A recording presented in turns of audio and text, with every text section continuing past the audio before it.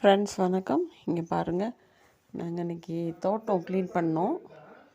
ஒரு 4 மாதமாக தோட்டம் க்ளீன் பண்ணவே இல்லை, அப்படியே இருந்துச்சு. எல்லா மரங்களும் நட்டு வச்சுருக்கோம்.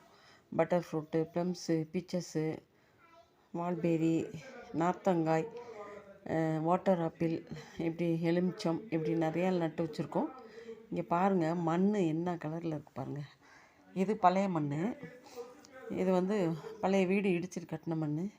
ஆனால் என்னோடய சன்னு அவங்க சைட்டில் ஏன்னா இன்ஜினியர்னால் அங்கே பேஸ்மெண்ட் எடுக்கும்போது இந்த மண் அவ்வளோ கருப்பாக கிடச்சிருக்கு. அது மேலே உரத்தை போட்டு எல்லா செடிகளுக்கும் போட்டு விட்டுக்கிட்டு இருக்கோம்.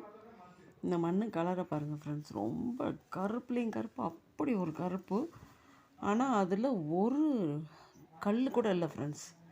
அவ்வளோ அழகாக இருக்குது அந்த கருப்பு மண். பார்த்திங்கன்னா அதில் வேப்பம் புண்ணாக்கு, இன்னொரு உரம் எல்லாம் கலந்து நாங்கள் போட்டுக்கிட்டு இருக்கோம். இங்கே பாருங்கள் எப்படி இருக்குன்னு பாருங்கள். யாராவது நம்புவீங்களா? இங்கே பாருங்கள் எப்படி இருக்குது பாருங்கள். வெறும் கருப்பு மண் தான் அது. எவ்வளோ அழகாக இருக்கு பாருங்கள் பார்க்குறதுக்கே.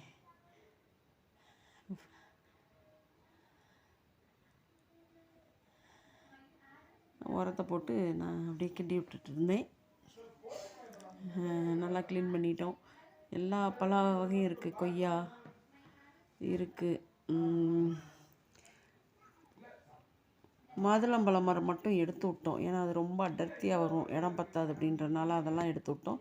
2-3 கொய்யாவை வெட்டி விட்டாச்சு. பட்டர் ஃப்ரூட்டும் கிளைகள்லாம் கட் பண்ணி விட்டோம். இப்போ தான் பார்க்கவே கொஞ்சம் நல்லா நீட்டாக இருக்குது ஃப்ரெண்ட்ஸ். அந்த மண் மேலே உரம் போட்டிருக்கோம். தேங்க்ஸ் ஃபார் வாட்சிங்.